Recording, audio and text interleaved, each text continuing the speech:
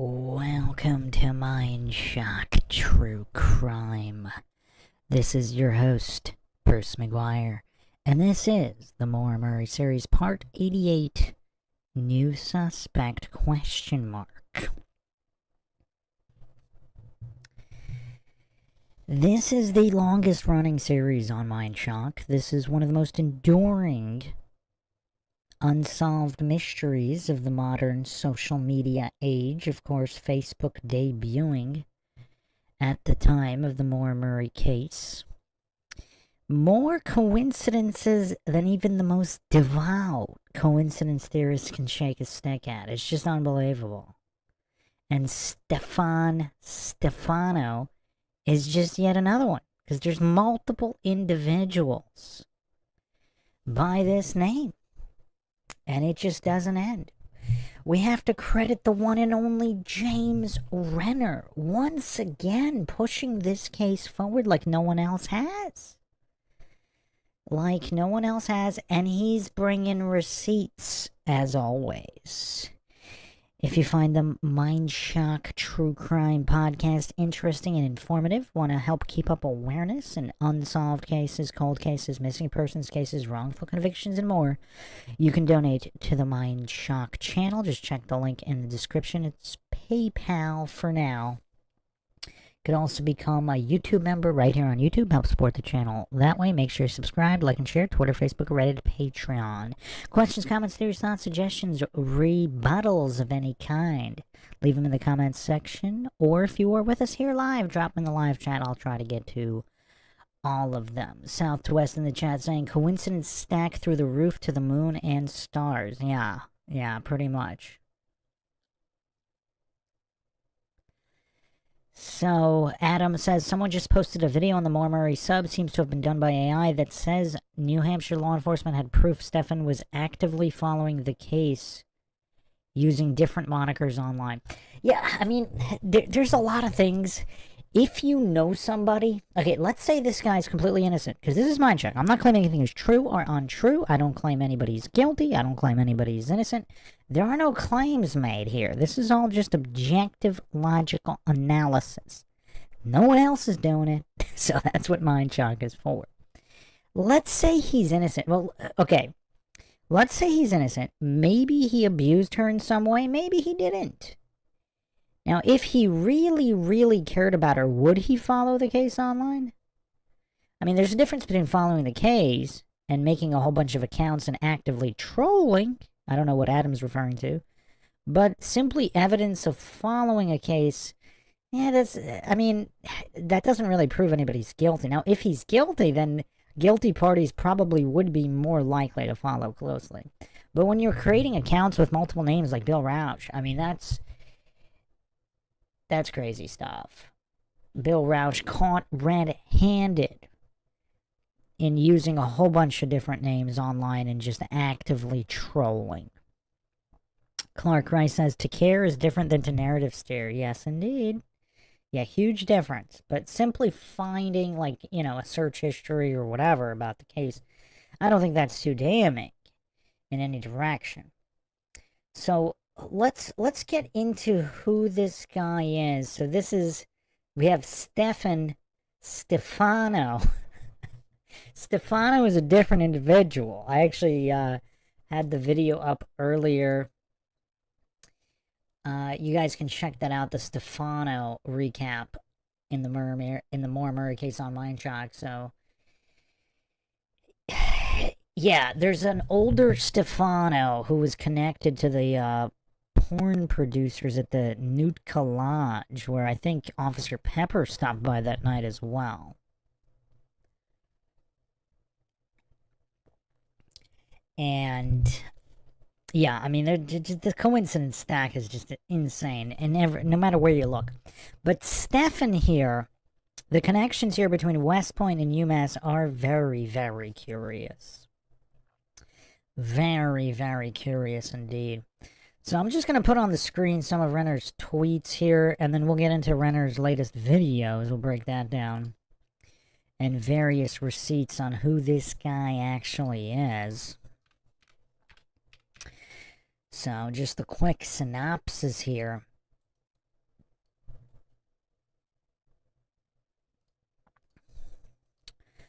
So Renner posted this March 15th.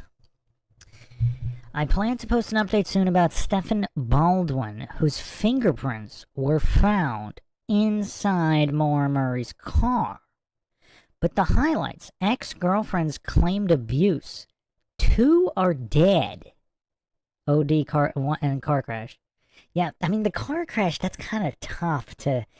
I mean, so many people are killed in innocent car crash. Like, in terms of, you know, non-intentional, not non-vehicular homicide.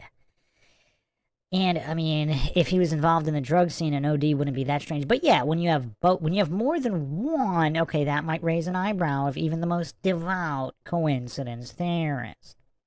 Mother Barbara Baldwin is missing. Ex-wife claims he was with her in California in 2004. So we have claims he was in California. There's some kind of paperwork that he's in California.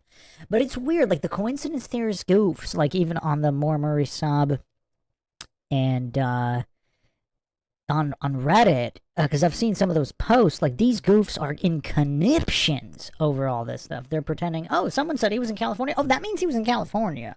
This was registered in California, therefore he was in California, and he was just, for whatever reason, unable to travel by car, train, bus, or airplane. For whatever reason, there's just some kind of like magical Dungeons and Dragons spell for these Dunning-Kruger goofs to hallucinate that travel is not possible if you have some kind of registered address in another state. Like, the level of goofery this case attracts, unlike any other. I mean, it's just insanity. It is absolute insanity, the level of goofery. I mean, no shortage of goofs spiraling and coping, trying to pretend people can't travel.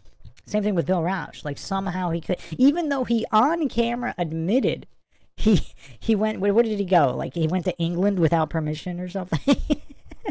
I mean, New Hampshire's a lot, I mean, Massachusetts and New Hampshire are a lot closer than England.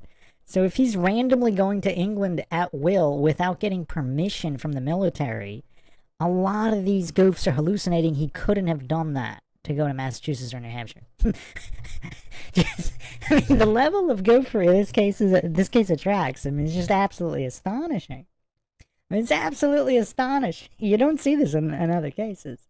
I mean, even in other cases with trolling, like the JonBenet Ramsey case is pretty popular, Madeleine McCann, like a lot of these other cases, O.J. Simpson, there's not this level of goofery of pretending people can't take planes. Like, I mean, that's kind of unique to the Maura Murray case. Just hallucinating people are incapable of taking an airplane. I mean, I haven't seen this in any other case except the Maura Murray case. Oh man, it's absolute insanity. Okay, so we have a few issues here. How many people have a missing mother plus 2 dead exes? I mean, that's a lot of coincidences. Is there a common denominator? Again, I'm not claiming there is or there isn't. I'm not claiming he's innocent or guilty of anything. No claims made here on Mindshock. So, okay, Bill Rausch, apparently, did he have a girlfriend that died in a horseback riding accident? Adam, you're very knowledgeable on this case. If I remember correctly, did James Renner track down some info? I think I emailed Renner about this, and I asked him if he had any further info. Apparently, he couldn't get any further info. So we have her boyfriend / ex-boyfriend Bill Rausch, who may or may not have been her boyfriend at the time, because we have no idea if they were fighting or whatever. I mean, a lot of goofs pretend and hallucinate that they had to have been together at the time, but, I mean, how would anybody know? Clark Rice says, well, the state of Ohio has proven him guilty of animal abuse charges and fraud. Yeah, we're going to get into that in a second. So, okay, on the surface, I actually think this Stefan guy might be a red herring. I'm just going to lay it all out right at the beginning. Simply because what does fingerprints in the car mean? So if you had fingerprints on her CD, I mean, I'm sure you'd probably find Julie Murray's or Kathleen Murray's You might even find Hussein Baghdadi's fingerprints if, depending on how recently the last time she saw him. Or, if Aaron Larkin's lying about not being so close with MAURA, maybe some of her track gear, whatever. People touch stuff, fingerprints get transferred. I don't really find it that damning, especially if there's no evidence that MAURA was even with her car at the time of the disappearance. So, call me crazy, but fingerprints alone don't actually really prove anything. Back in 2004, people lent people CDs all the time. Like, you lend your friend a CD, they might even lend it to somebody who you don't know for, let's say, a day, and then they give it back to your friend, and then your friend gives it back to you. It's in your car. So you might actually have the fingerprints of people more than 1 degree removed. That alone doesn't prove anything. Now, it does appear that this guy's some kind of criminal scumbag. And, who harms animals? Obviously, who harms humans? But, certain humans, you could possibly argue, are not that great of humans, especially those that harm others. But animals? You gotta be a special kind of scum to harm animals. That's just unconscionable. Especially dogs. But anyway, so yeah, there's a lot of problems here. You have both Bill Rausch and this guy, who we'll get into the exact relationship he may or may not have had with Maura Murray. But these guys, how many women that don't go missing have relationships with guys who have at least one dead ex-girlfriend? That's kind of weird. I don't know if there's stats for that. That'd be difficult to actually get the stats for that. But I'm trying to think. When I was in high school and college, I can't recall. They might have not told me, obviously. There could have been a dead ex-girlfriend somewhere. But I don't recall anybody ever knowing about it. People in the chat, how common is it for a man to have a dead ex-girlfriend? Suspicious circumstances or not. Car crashes, even car crashes, I'm trying to think. There might have been one. Out of close friends, obviously. There's probably more. Out of really close friends, yeah, maybe one. But a horseback riding accident, horseback riding accidents are pretty common. I don't know if deaths are common. Let me check that. Let me do a comparison here.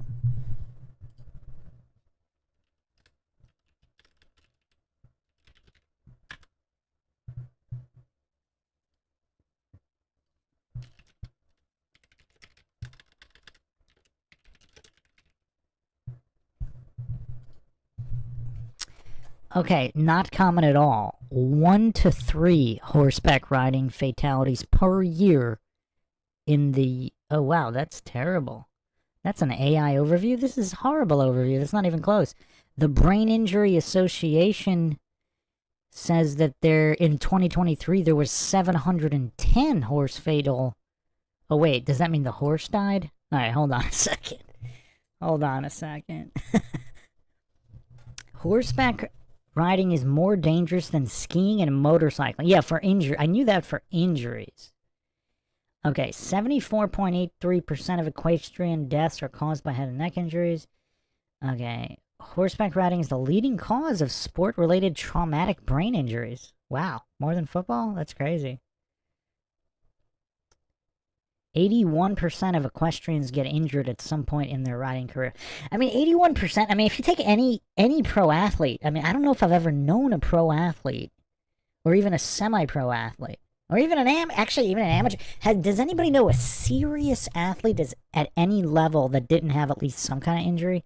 So 81% getting injured of equestrians, I don't know how much that means. I would say more than 81% of it. This doesn't say, obviously, the severity of the injury, but just injury. So there's over 100,000 horse riding related accidents yearly in the U.S. All right, so Wow, this is kind of crazy. Skiing is more dangerous than motorcycle riding. So skiing, so the chance. So let's see the source here on this. I'm on biamo.org. The source here is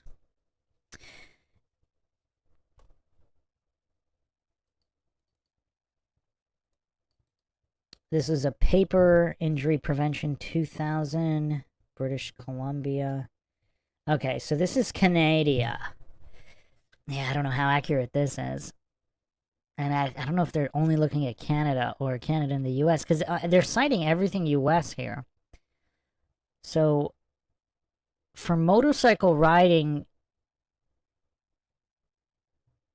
so this is from 2002. Hospital admissions for equestrians is 11.8 per thousand riders, assuming 1 hour per day on average. So 0.49 for every 1,000 hours of riding. It's 0.6 for skiing, 0.14 for motorcycle riding.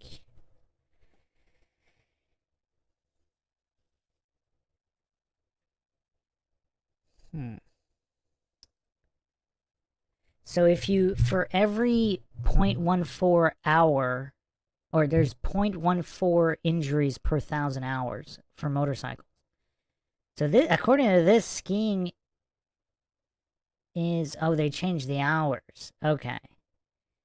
For 1,000, so the injury rate for skiing is 2.91 per 1,000 days. Yeah, they're doing some funny business with hours per days, but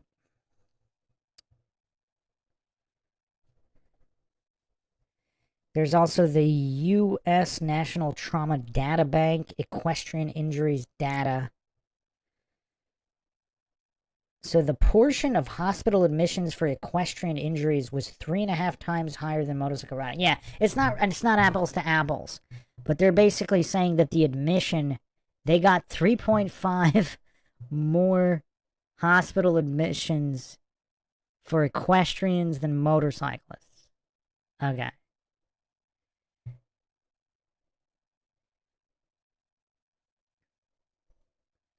There's another study from 2007 analyzed 10 years of major traumatic equestrian injuries and concluded that horseback riding is more dangerous than motorcycle riding, skiing, football, and rugby. Yeah, I mean, I guess that, yeah. So they're riding less hours and getting injured more.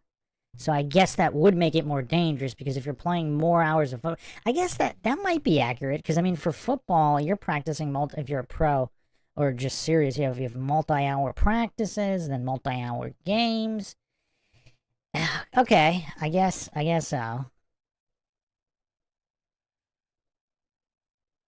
So there's a few studies. Basically, all of the studies are showing that the rate of serious injury per number of riding hours is higher than motorcycling, skiing, or football. So you get hurt more practicing less. You get hurt more riding less on a horse. Okay, here we go. Here's exact math. Motorcyclists experience injury once every 7,000 hours. Equestrians have a serious accident once every 350 hours. That's crazy. That's crazy. Wow. That's pretty crazy. So actually, maybe it's not that shocking that Bill Roush had an ex that died in a horseback riding accident.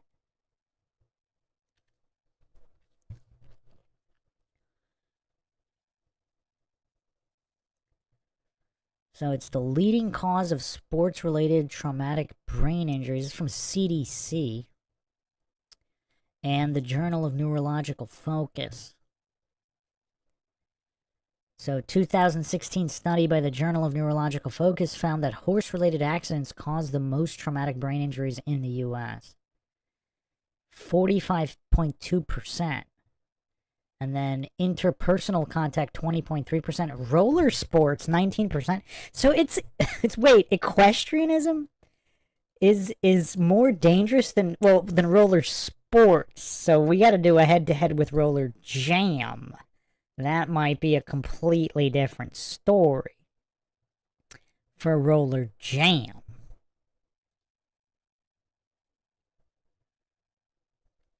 Clark Rice says horse fall could definitely cover up a beating. Well, yeah, I'm assuming it's not staged, same as an OD, because ODs are staged pretty often. I mean, ODs are more likely to murder via OD is more common than murder covered up by car accident. I mean, people do the car accident thing too, but that's a little bit more involved. Clark Rice says, how crazy is it that Maura Murray had multiple boyfriends who both have other dead romantic partners, and more than one dead romantic partners, and a missing mother? I mean, that's kind of wild. Then again, see, here's the thing. Hold on. Let's try to be as logical as possible here. If Stefan runs with a wild crowd and he's a druggie, and I don't know anything about his mother here, is it possible he has really bad friends? Or if his mother lived a rough lifestyle, she might have gotten out of Dodge and didn't tell anybody. And the OD could have been related to the lifestyle, and car crashes are pretty common. So you could say it's plausible that this doesn't quite raise a red flag. Obviously, we'll get to his other charges, which do, but yeah, let me just finish with the, I was trying to get an exact number of deaths.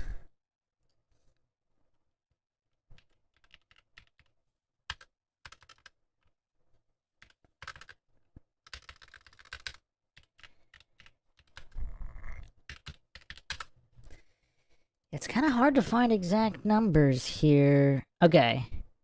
So, Ohio State did a study 4.9 per year.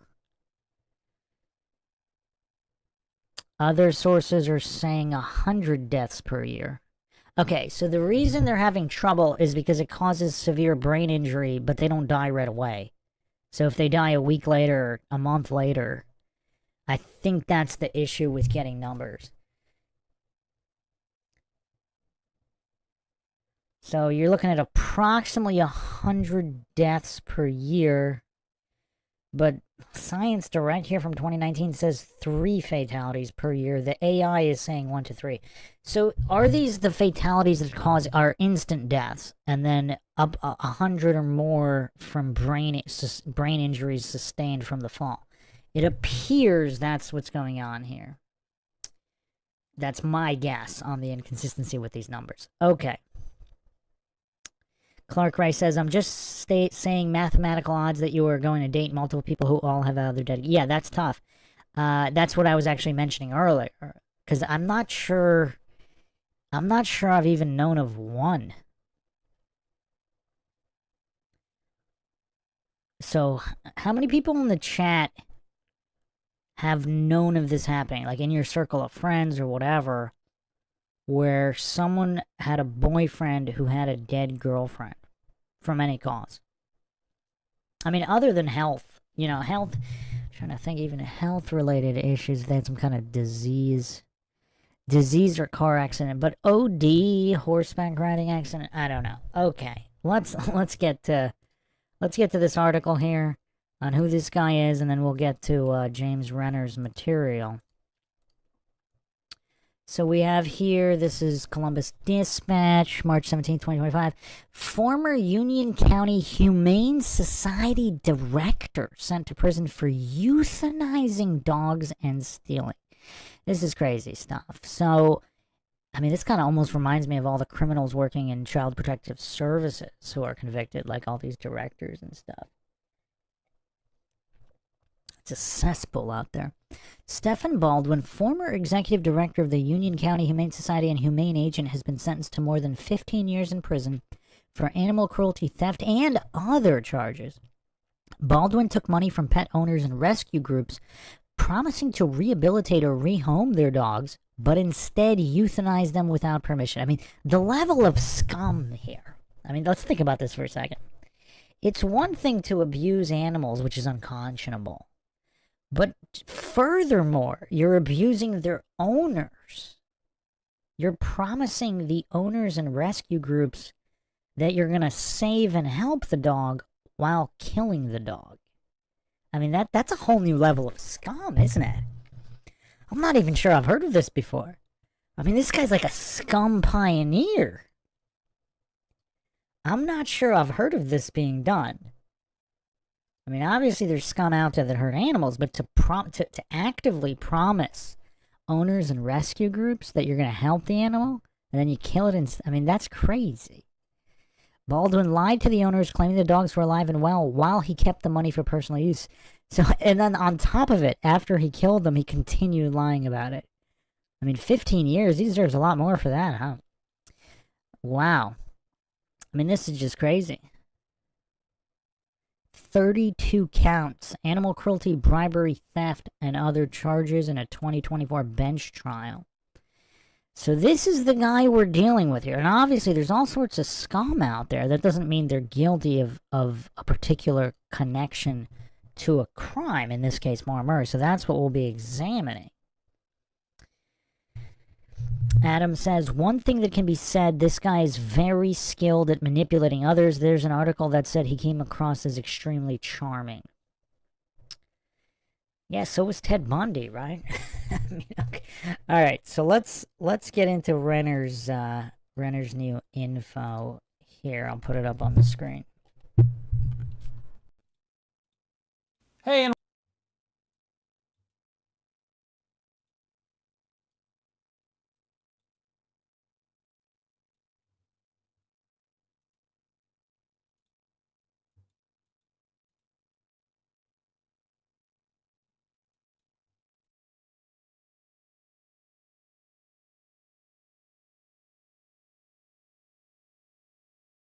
welcome back to True Crime This Week with me, your host, James Renner.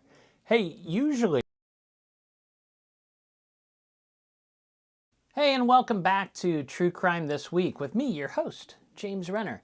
Hey, usually, as you know, this show is devoted to bringing you all the latest true crime news you may have missed during the week. But today's episode will cover new information in the disappearance of MAURA Murray.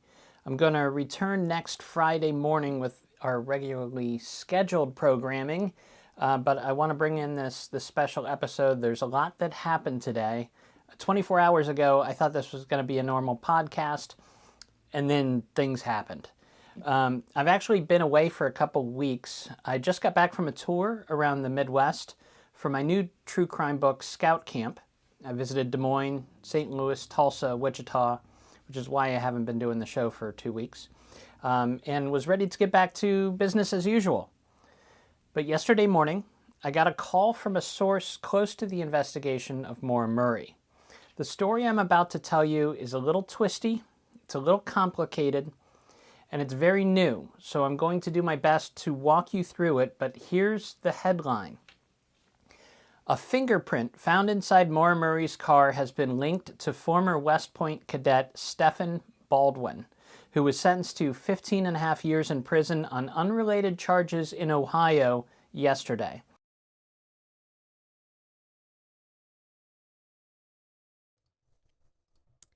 It's a really interesting shirt there.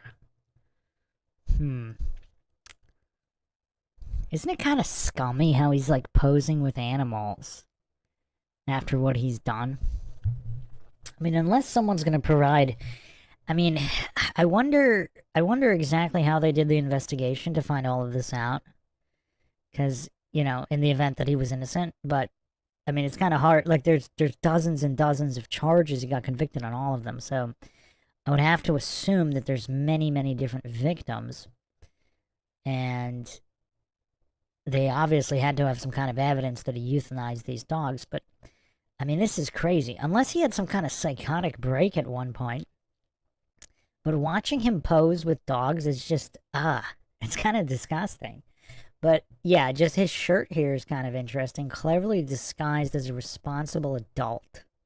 Wow. Wow. And just another point about James Renner. He's been vindicated at every turn. So, there's definitely been some smear campaigns. Pinto Sack says, I just watched your Stefan video. This must be him. No, this is a different... That was Stefano. Now this is Stefan. These are two different individuals. The other Stefano is an older guy. So, yeah, again, the coincidence stack here is just absolutely... It's not like it's Joe or John. It's a Stefano. I mean, this is just crazy. I mean, this is absolutely crazy. The reason I put up the Stefano video was because a lot of people were saying, "Oh yeah, this guy's been rumored since the beginning." There appears to be more than one set of rumors about more than one guy. This is Stefan, and then there's an older Stefano with connections to the Nootka Lodge, whose wife apparently lived in Londonderry, New Hampshire, and was possibly related to Jessica C., who either was in Londonderry or had a friend in Londonderry. And Jessica C., I mean, we went over the whole Jessica C. fiasco. So is it possible that Jessica C. is also linked to this Stefan as well as Stefano? That would be... I mean, Jessica C. could be the... I mean, she could be the center of all this, possibly. Again, innocent or guilty, I don't claim either. But yeah, this is a difference. This is Stefan, not Stefano. So yeah, James Renner has been attacked from the very beginning, and he's been vindicated at every turn. Not necessarily that what he's saying is true, simply that he's telling the truth about what he was told by other people.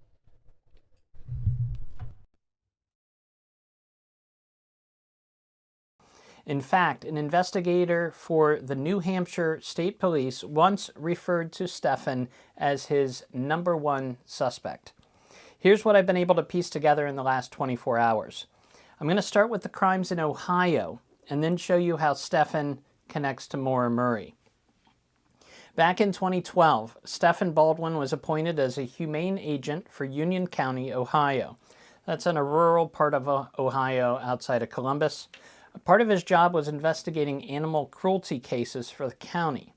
But even though he was an official agent of Union County, he really worked for a nonprofit he created known as the Animal Cruelty Task Force, or ACT for short. He had a badge and legal authority and all that good stuff.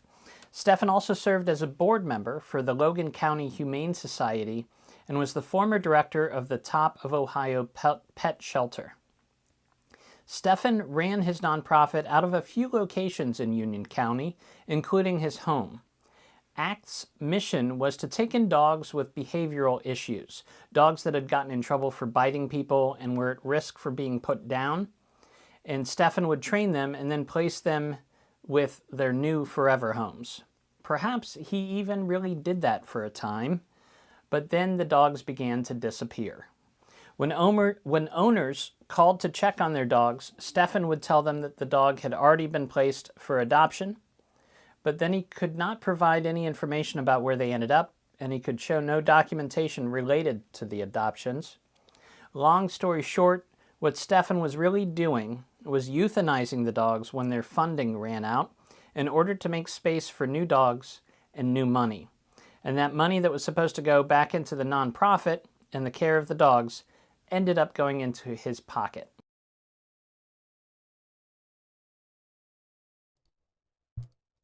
I mean, if there's one thing you can take away from this, I mean, this guy's a complete scumbag.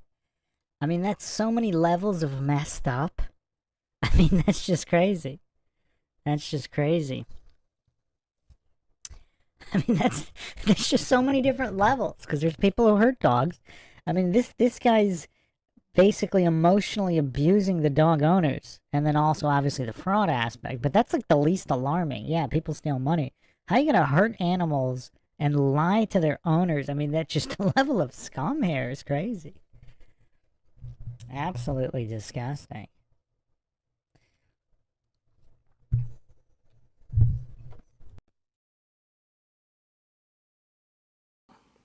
By the time the truth came out, Stephen had needlessly euthanized at least 18 dogs in Ohio and possibly as many as 100 cats. Stephen told one couple that he could get their dog removed from this list of dangerous animals in exchange for $1,000. He pocketed the money and killed their dog, and then lied to them for several months, saying their pet was really doing well. When Stephen learned he was being investigated, he fled to California, where he started up a new nonprofit and began killing dogs again. He was eventually apprehended by U.S. Marshals who posed as potential customers and brought back to Ohio, where he was charged with 43 felonies in 2020.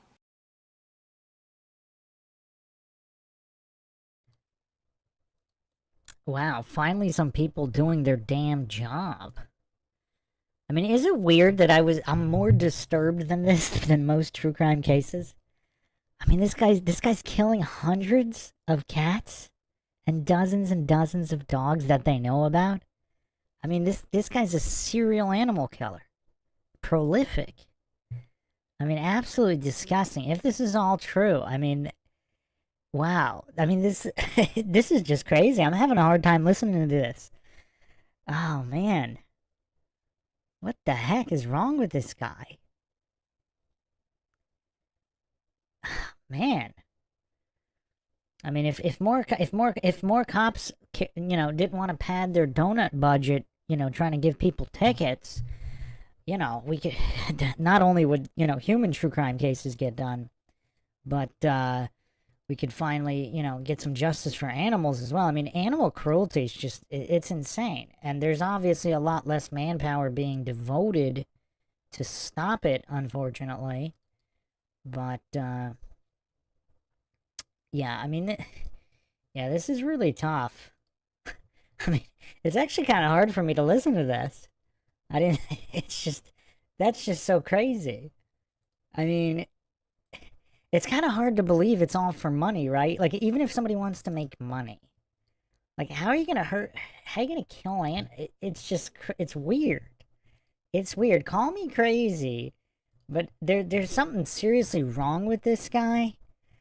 I'm not sure I could say he's doing it just for the money. Like, who would do that for money? Even if you could make a lot of money. And I'm sure some scumbags would. But, I mean, there's a lot of criminals that won't even hurt animals. They'll kill people for money. They won't hurt an animal. I mean, it's just a special kind of scum. Oh, man.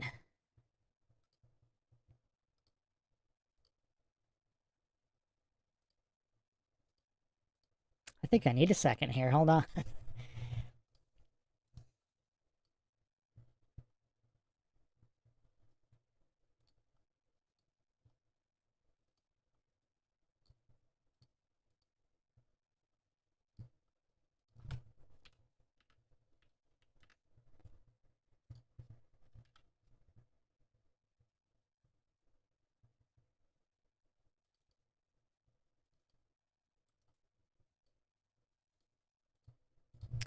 Just a quick statism reminder here.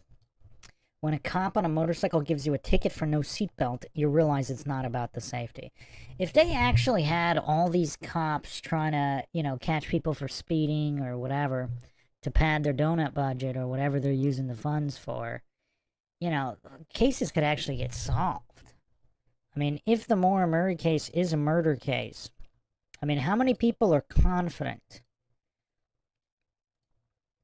that the po-po in the United States is capable of solving this case? I mean, a lot of authority-worshipping cultist bootlickers who hallucinate that the police can do no wrong. They never get the wrong guy. I mean, look what's going on in the Delphi murders. There's no shortage of goofs. Delphi murders, the Idaho student homicides in Moscow, Idaho. A lot of goofs are hallucinating that there's zero chance. There's absolutely zero chance that their cops are either incompetent or corrupt. Despite these statistics, here's the national homicide clearance rate. This is straight from the FBI. I mean, look at this plummeting. Now, obviously, this doesn't factor in wrongful convictions or frame-ups. But still, because when you factor that in, that's even worse, right? Because this is assuming they never got the wrong guy. This is assuming zero corruption in police railroading or stitching up a guy, framing a guy. This is assuming police are infallible. Assuming police infallibility and incorruptibility, The national homicide rate went from over 90% in 1965 to 55% in 2020, and it's actually lower than that. It's actually below 50. I mean, these are kind of outdated stats. And again, this is factoring infallibility and incorruptibility. Because with all of the, wrongful convictions being overturned, the Innocence Project, I mean, all of these even DNA matches that turn out to be non-matches, like year after year after year, there's more and more cases, more and more guys being exonerated. So it's actually way worse than this. This is assuming complete infallibility on the part of the popo, on the part of the court, on the part of the labs, on the part of all of the forensic scientists. It's assuming 100% infallibility. These are the percentages. I mean, it's just absolutely sad. It is very, very sad here. And this is, so, when they didn't have CCTV, when they didn't have all of these advanced technologies, GPS, cell phone tracking data, social media, just even TVs. A lot of people didn't have TVs in the 60s. So there was just no awareness that these criminals were out there or crimes had even been committed. So without the assistance of all of this technology and reach, this media reach, the clearance rate was far higher. I mean, think about that. Look at all the technology that's available today. And you also have a lot more cops, too. You have more manpower, too, because there's a lot less cops back then. You have more manpower, more technology, more resources than ever before. And look at this plummeting. I mean, can any statist bootlickers defend this? Does anybody have a defense for this?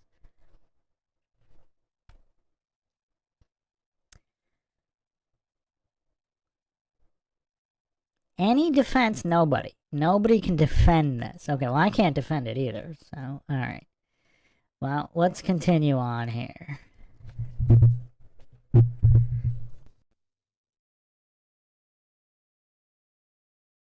Charges included cruelty to companion animals, grand theft, bribery, telecommunications fraud, tampering with evidence, and impersonating a peace officer.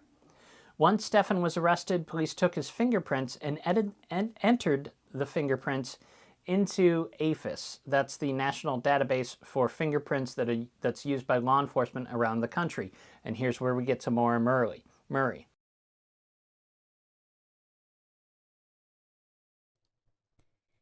The police impersonator charge is actually quite interesting because if you haven't seen the police impersonator episode, here, I'll tell you exactly which episode that was. There was apparently more than one police impersonator in the area of this hamlet in the middle of nowhere in New Hampshire.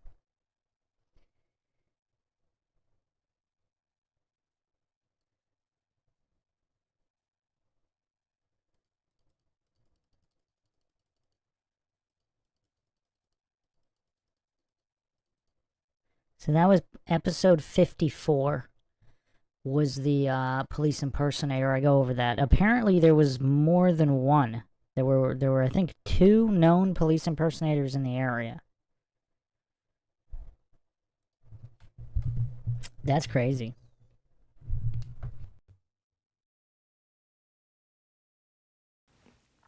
Shortly after they entered his prints into AFIS, New Hampshire State Police Cold Case Unit Detective Charles West contacted police in Ohio.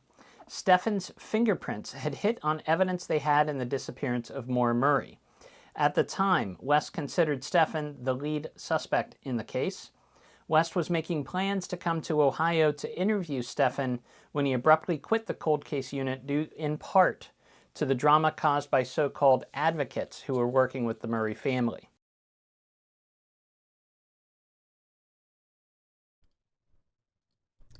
Was that John Smith? So here's another reason why I think this might be a red herring. If Chuck West is saying it.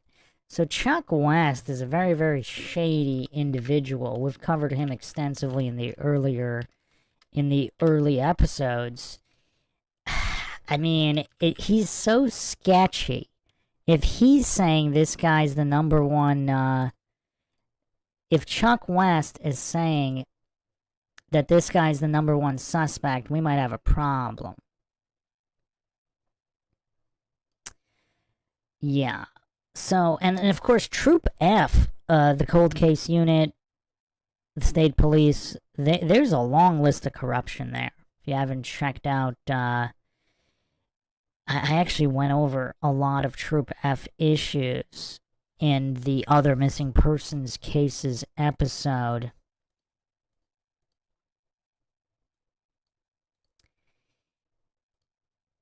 For people that haven't watched the whole series, has everybody seen the entire MAURA series here?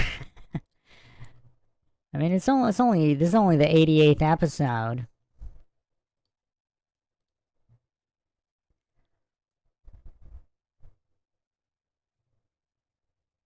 I mean, there's dozens and dozens of unsolved cases. That's part 65, other local cases.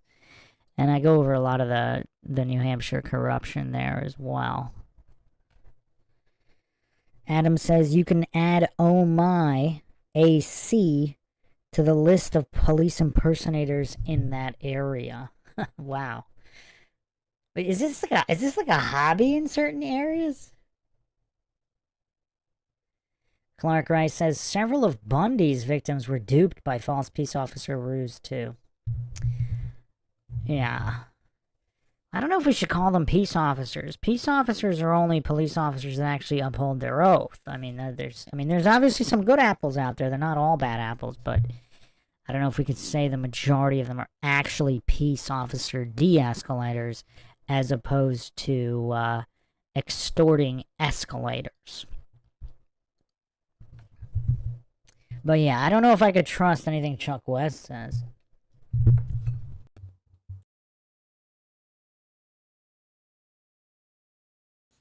For those who somehow have not heard about this case, Maura Murray was an accomplished runner from Hanson, Massachusetts. After graduating high school, she attended West Point, but got in trouble there for stealing items from the commissary at Fort Knox. She went in front of a judicial review board who found her responsible for conduct unbecoming a cadet. She was going to be kicked out of West Point, but shortly before her official sentencing, they allowed her to withdraw to keep that off her record. Maura then enrolled at UMass Amherst. She got in trouble there too. In 2003, she was caught using a stolen credit card and went before a judge there, who told her that her record would be wiped clean if she could just stay out of trouble for 6 months.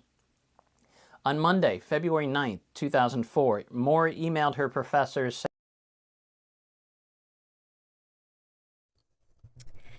I have to interject here. Sorry, Mr. James Renner. Okay, just because an email was sent from Maura's computer doesn't mean she sent it.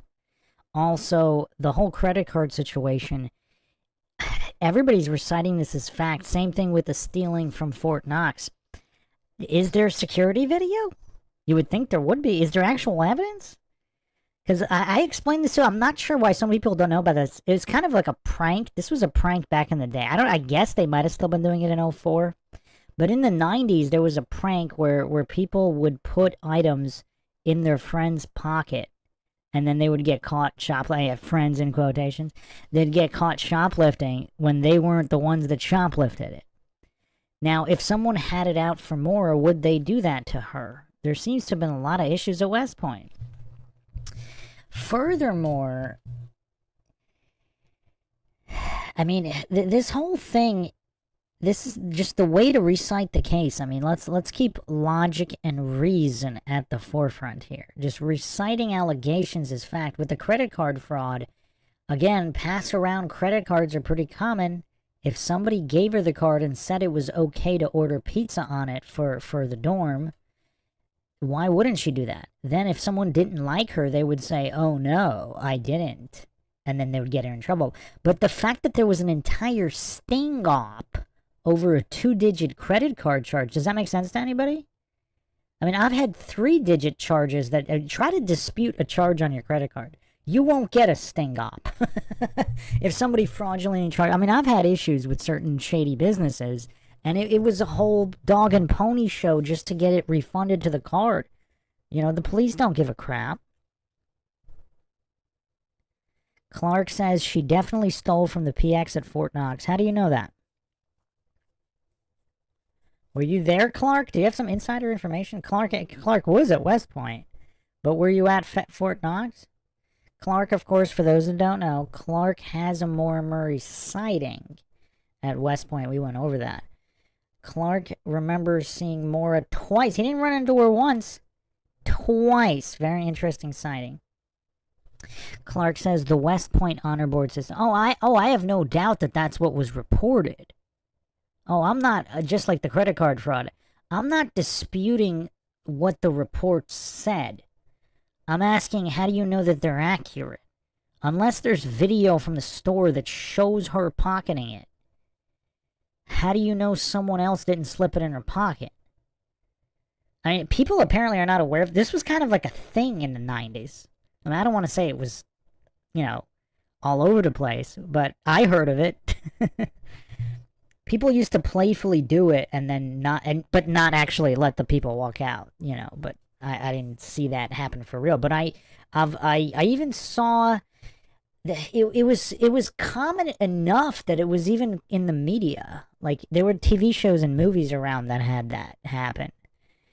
Not that many, but common enough to find its way into at least 1 or 2 TV shows and movies.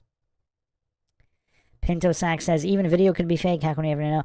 I mean, if the video was, if you can somehow find the VHS tape from if there's a report from the time of, yeah, I get what you're saying. It could be doctored, but it would hold some kind, it would hold some kind of weight if there was some kind of tape. Just like if they had released the ATM video right away, yeah, it could still be fake. But look at Columbine. The Columbine cafeteria video went to FBI Quantico first and then was released in the media. So if there was like some kind of direct chain of custody and immediate release, maybe. It could hold. Yeah, it could still be fake, but we could still we could assume that there's a possibility that it's real. When you release stuff decades later, that's going to be highly suspect. If there was, even if video was listed, like Clark, the West Point honor board system, did it mention if that she was caught on surveillance doing it? Because even a mention of that's one step beyond. That still doesn't prove it, but that's at least a step closer if they had some kind of basis. Because if she just tried to walk out and security said, "What's this in your purse?" or whatever, where's the evidence that she was the one that put it in her purse? Especially if either her roommate or people that didn't like her were with that group, or was she alone in the gift shop? If she was alone in the gift shop, okay, that's a lot more damning. If she was alone in the gift shop and she admitted to it, okay, sure. But if someone put it in her purse and she was too scared to or whatever the reason, she didn't want to tell who did it. Similar with the credit card fraud. If she didn't want to throw somebody under the bus, or she's protecting somebody. Like, let's say somebody else used the card for whatever reason, she protected that person. So we don't really, that's tough. Clark says the totality of evidence when determined to be beyond reasonable doubt. Gravity does exist, does it? Is there any evidence for that?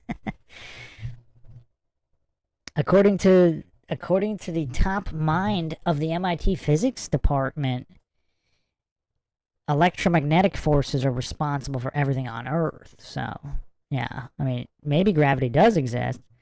But even the official narrative of scientism states that gravity does exist, but it doesn't affect anything unless you're talking about cosmological galactic scales of planets and other planets, not interfering with anything on Earth, because that those are electric forces. So when you say the totality of evidence is beyond a reasonable doubt. But what was the evidence? Are you not allowed to say?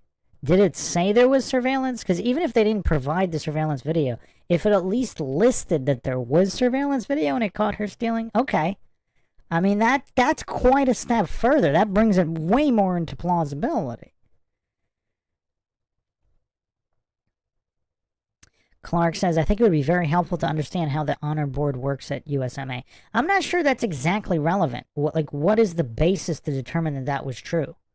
Because if she's protecting somebody, how would that be known?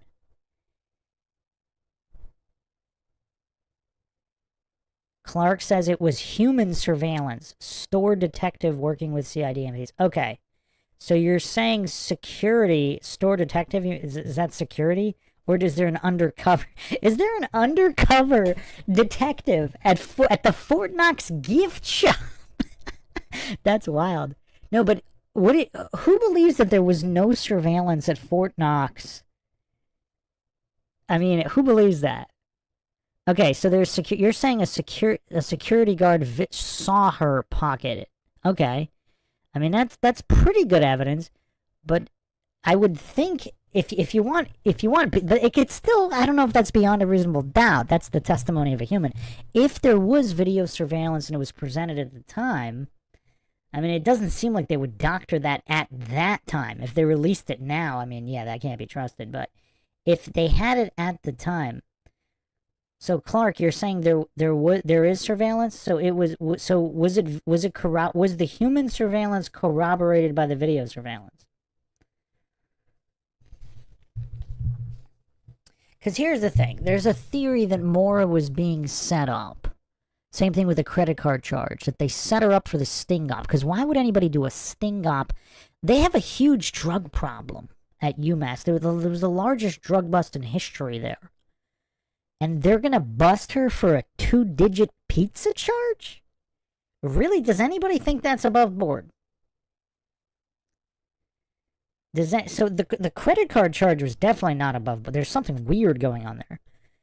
The Amherst is going to put together a sting op on, was it, I think it was the same day. I think it was like on 2 hours notice. They put together an entire sting op, sending officers to the dorm and taking a dorm mugshot over a 2-digit pizza charge. I mean, I don't know. That just doesn't make any sense. They have serious drug issues there. Now, did they think it was drug-related? Why would they think a 2-digit pizza charge was drug-related? I mean, that doesn't make any sense either. And that's probably a different police... That's an entirely different police unit. So, Pinto Sack says, Bruce, you need to come to terms that she was a little sketchy. Booze, bad boyfriend, stealing, lying. Well, I can't come to terms with things that aren't proven. Kind of like someone saying, you have to come to terms with physical objects attracting other objects, aka gravity, is absolutely real here on Earth. There's no experiments that can prove it, but it's real. You gotta come to terms with it. I mean, I'm not denying the possibility that I'm not denying the possibility that she stole it, or that she really did use someone's credit card for a 2-digit pizza charge. Maybe she did. I'm just saying, without evidence, how do you know that that's true? Obviously, a lot of rumors. Even the booze, like what's sketchy about? I mean, most college students drink. Now, there were rumors that she drank a lot, but I don't know if that's enough to differentiate between the average drinker, because apparently she's on the track team. I mean, she was an athlete. She's in nursing. She's doing all these things. I mean, yeah, you could say she's a functional alcoholic. I mean, what are the chances? I mean, maybe she was. Maybe she really just had the highest tolerance ever, but I don't know. For the amount of activities that she did, is it possible that she drank as much as people allege? I don't know.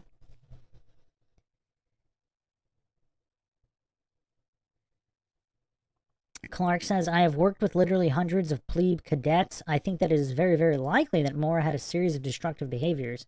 Bulimia, klepto, alcohol.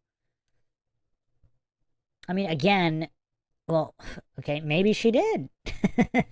But how do you differentiate that from the area of normal? Because again, if you ask an average high school or college aged female, unfortunately, I mean, this hasn't come up a lot, but anytime this has come up, I would say more than 50% have said that they had stolen something. Now, at what point does it become destructive? They did it once, they did it twice, they did it 5 times. They didn't do it 100 times. And it was usually a very, very small, inexpensive item. Same thing with alcohol. Well, most people drink, so what percentage drink in the beyond the threshold of the average range?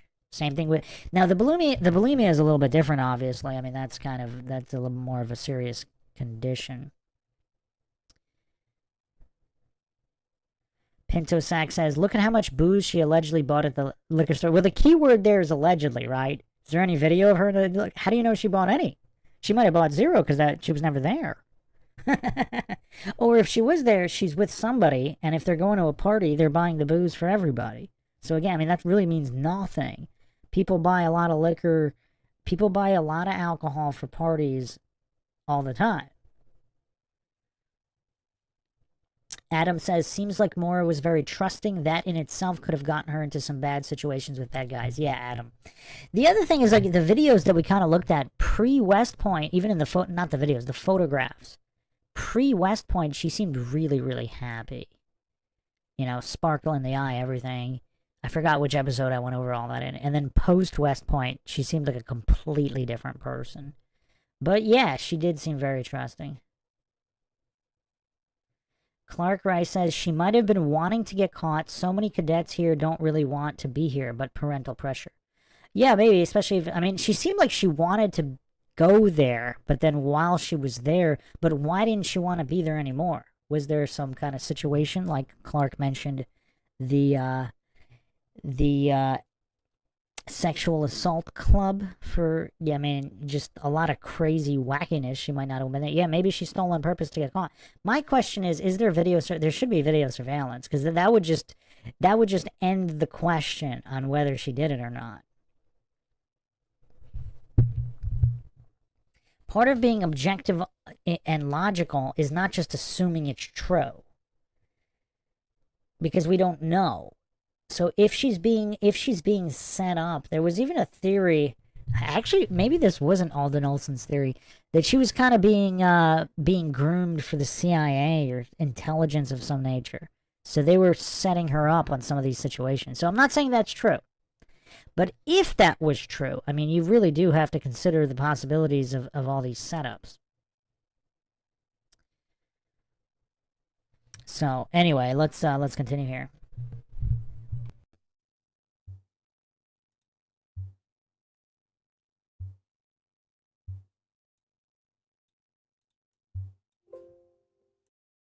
Saying that there had been a death in her family and that she would return to campus soon. That was a lie. No death in the family.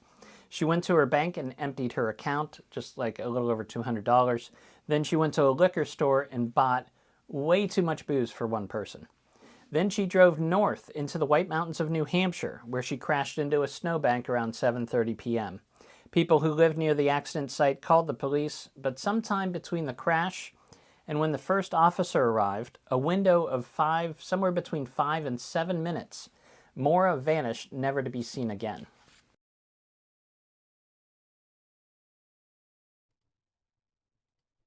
And again, this is all assuming she was the one who left UMass on her own accord and got into that situation there. These are all assumptions. It's kind of weird. I mean, James Renner, I'm trying to remember what he thought of, because he brought up the tandem driver theory, that she went up there but not alone. So what's kind of weird is, because we also don't have evidence that the Saturn was even on campus at the time on that Monday. It could have been towed much earlier. It was sighted the previous weekend in Boston. So we really do. I mean, these are all assumptions. Again, I mean, as a true crime writer, I'm surprised James Renner hasn't gone back to square one and retraced all of this. Again, there is security footage at UMass. There is CCTV surveillance of the entire exterior, the common areas in the dorm. So they would have been able to trace her steps. They would obviously know whether the Saturn was in the parking lot or not. They would obviously know whether she went in it and drove it off.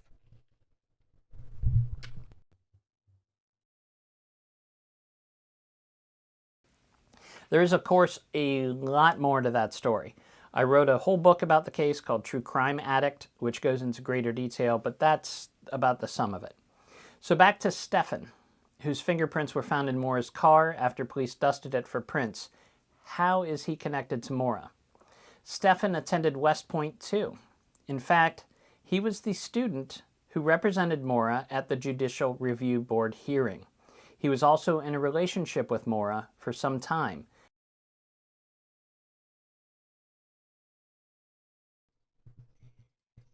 And there's the bombshell. So he represented her at the hearing? Clark, did you know this guy? Or were you not there in 04? I forgot to ask you that. How long have you been a professor at West Point? Clark says, I had no knowledge of this case, but you were there at the time? I was just wondering if you knew any of these characters in the periphery. Bill Rauch. Wait, did I ask if you knew Bob McDonald? I kind of forgot. We've been going over this for so long. What years are you were there? What years were you there?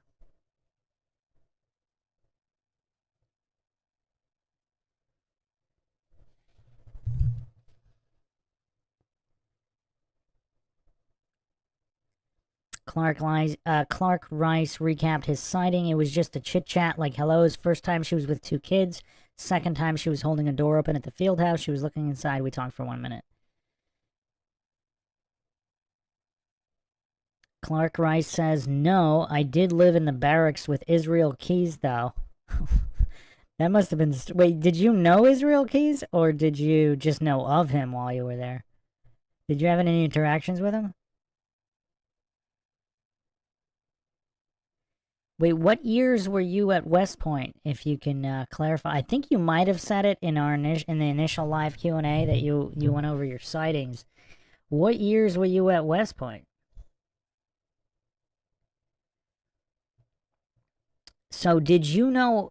So you didn't know MAURA? Did you know? Did you know Julie Murray?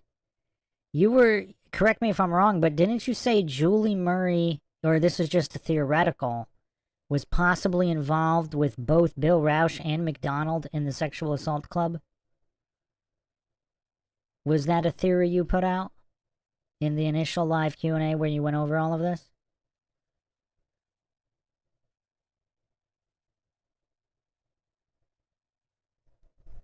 Clark says, worked there till recently. Some of my office mates were in their year groups. So what was the... If you're comfortable, or at least just what year did you get to West Point?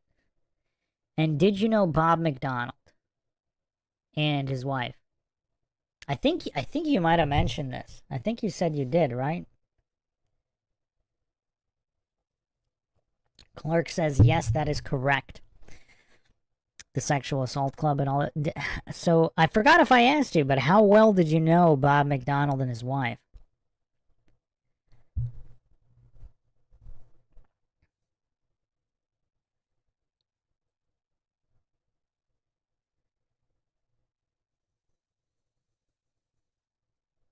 This is kind of weird, though. So this guy's representing MAURA at her hearing, and she's in a relationship with him, but then Bill Rauch becomes her mentor, and then she's in a relationship with him? This is kind of weird.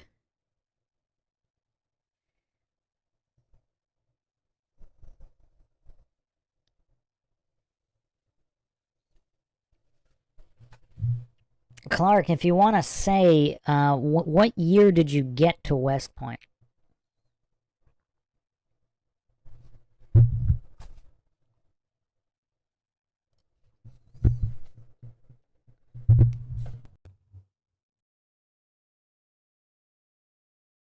Before MAURA met her boyfriend Bill Rauch. And Stefan left West Point within a week of when MAURA withdrew.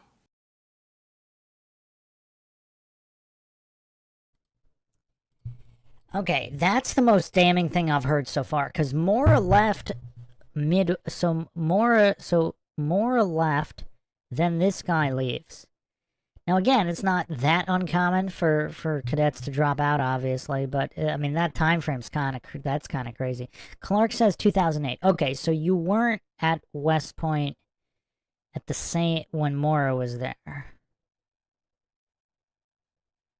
Clark says, when I got there were a lot of rumors about what had been going on in the recent past. Okay.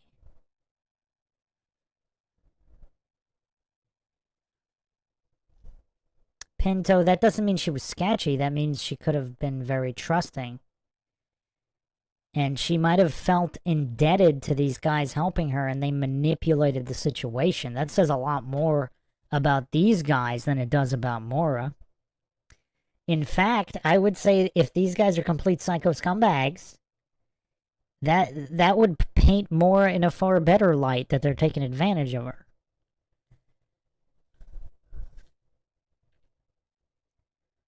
Clark says, never even heard of Maura Murray at West Point ever mentioned. That's really crazy. Okay, what about Bob McDonald? How well did you know McDonald and his wife?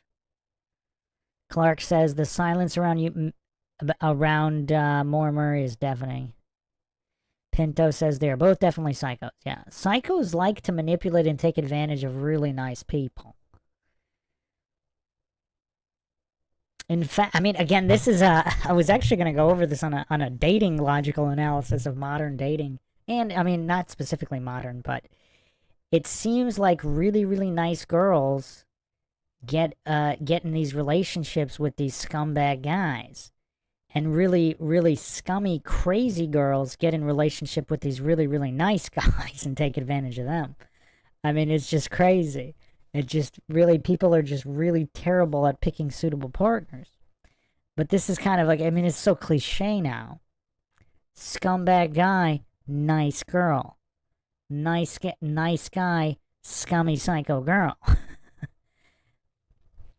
Yeah, these guys appear to be psychos from all of the reports on Bill Rausch.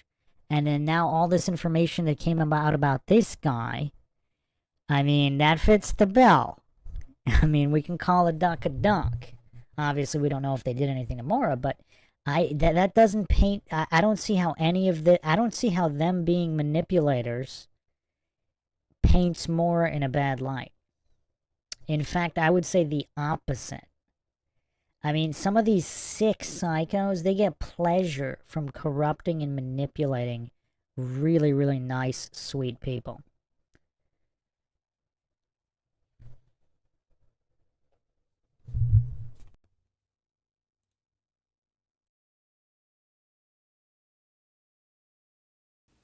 My source describes Stefan's unique personality and colorful language. Quote, he's a sociopath, end quote, they said. Quote, obsessive in his relationships, abusive to his girlfriend, and has a dissociative identity disorder, end quote. Dissociative identity disorder is what we used to call multiple personality disorder.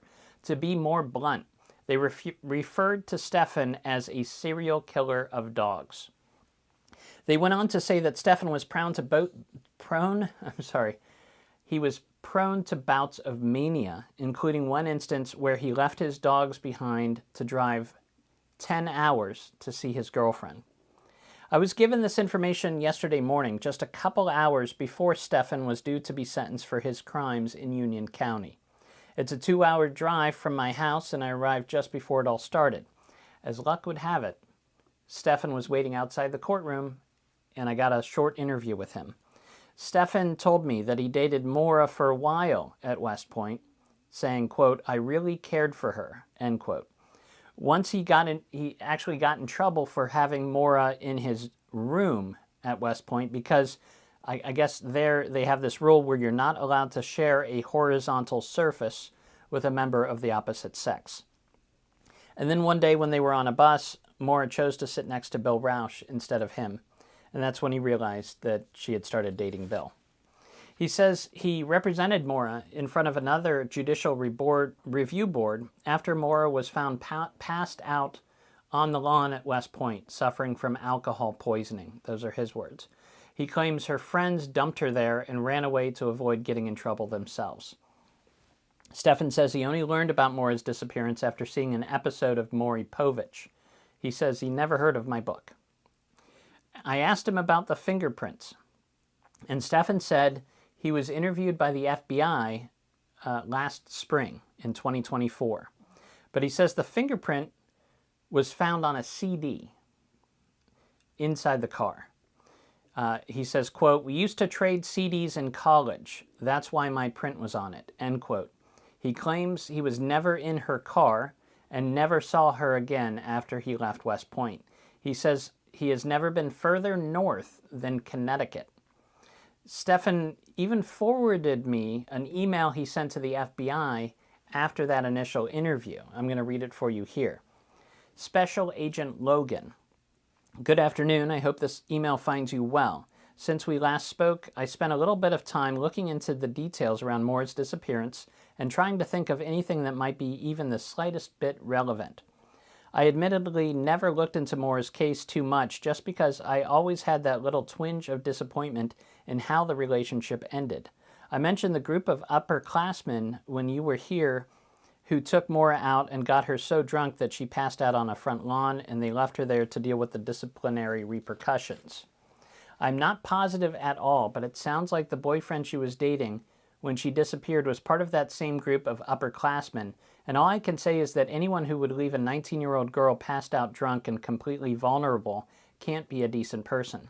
I wish I had names for you. All I can say is that there should be disciplinary records in her files from that incident, and hopefully it would mention anyone else who was involved that night.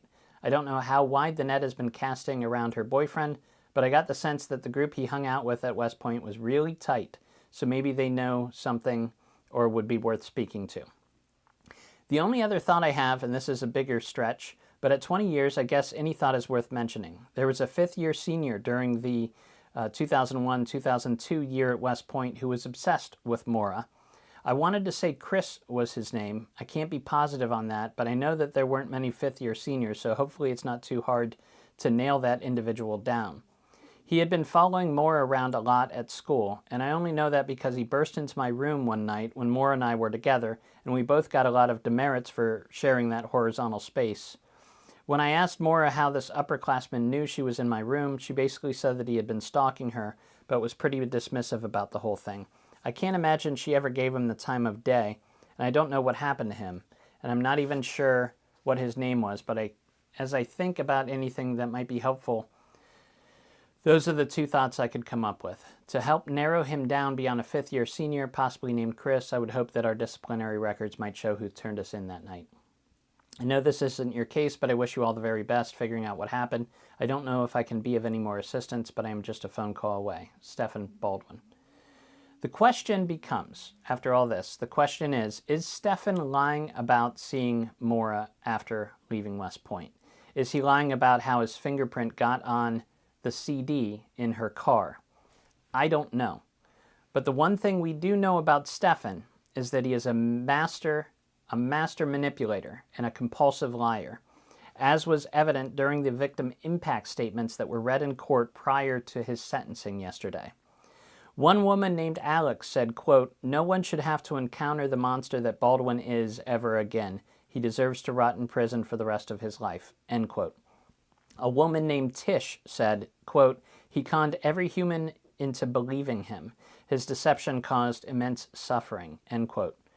A woman named Linda said, quote, "He was and is a master manipulator and could make other people believe whatever he wanted them to believe.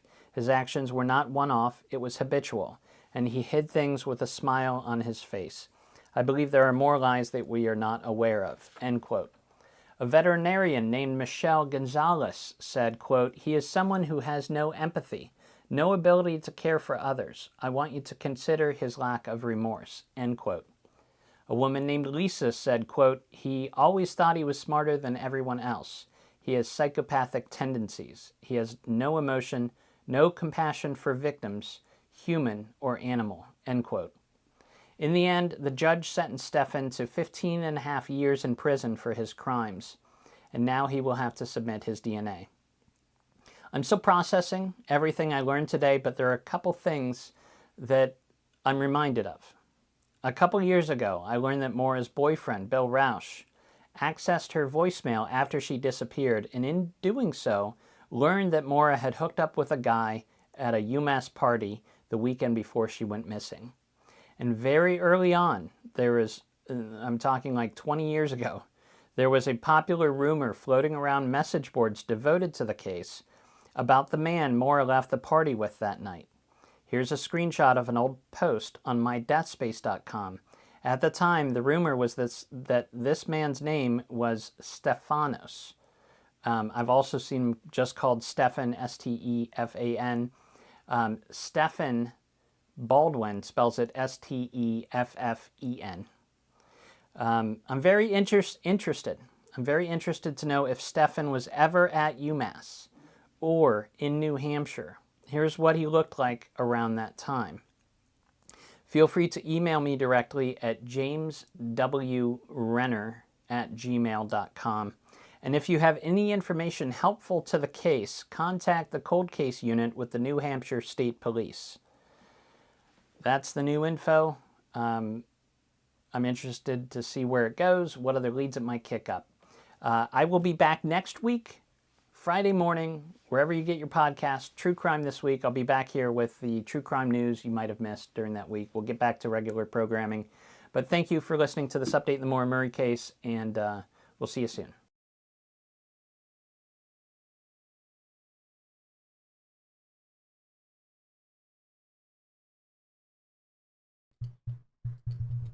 Okay, so again, there's also rumors that there was a Stefanos that was Sarah Alfieri's cousin. I don't know if that is this guy. People started looking into that. Again, there's quite a bit more.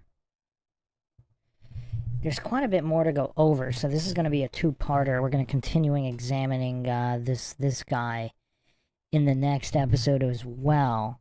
Clark Rice says Stephen Baldwin's departure from West Point, his involvement in her honor board proceeding warrants scrutiny. Yeah, so okay. He leaves 1 week after she does, so I guess the other thing we need to know is how many other people left. So if there was a window of time where it was only her and him, that's curious. That'd be very, very curious. Any final thoughts from the listeners here before we round this episode out? So we will be continuing to examine him in the next episode. There's actually quite a bit more info to go over. Pinto says, Bruce, was he the cadet at the Hadley crash maybe? That's curious language. I believe that cadet was definitively identified. I went over that in the police cadet episode. I think I said their name because they're public. Unless that's all false information. But yeah, Pinto, check out the cadet episode, the Hadley cadet episode. I believe the exact name was given. So unless it's not that guy and it was this guy impersonating a cadet, because if he's impersonating police officers, he could impersonate a cadet. So unless that's intentionally false steering info for some reason. But yeah, I mean, Clark Rice says, I think the Hadley cadet was a mistake. What do you mean mistake? Like the guy that was named was not the guy?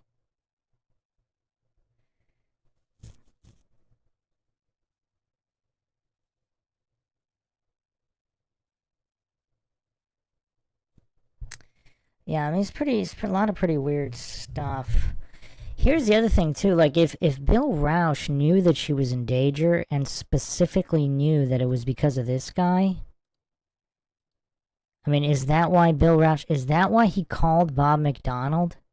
Because McDonald knew this guy also? Did Bill Rausch suspect this guy? See, I've brought this, I think I'm the only one that put this theory forward, that Bill Rausch was actually the good guy in this situation. Might be a complete psycho, but he was the good guy in this particular situation, and he raced to New Hampshire with his parents and his former professor because they had actual knowledge, unless they thought that MAURA was going to blow the whistle on them if both Bill Rausch and McDonald was involved in this sexual assault club.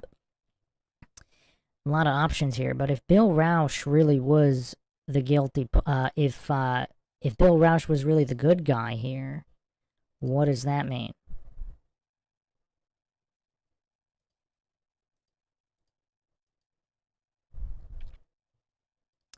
And he specifically knew that it was this guy. Oh, Clark is saying USMA cadet and UMass cadet was transposed. Oh, that's curious. But Clark, if you haven't checked out the the police cadet episode on Mindshock, check that out, because for whatever reason there was a specific guy actually named. So it wasn't just that, a random cadet. Clark says if Bill found out that MAURA had been reconnecting with Baldwin, Rausch and friends would respond. Yeah, especially if there's also other behind-the-scenes issues that we don't know about at West Point. But we'll go over all this and more in the next episode. Thanks again, everybody, for joining us for another edition of Mindshock True Crime. This is Bruce McGuire signing off. Catch you guys next time.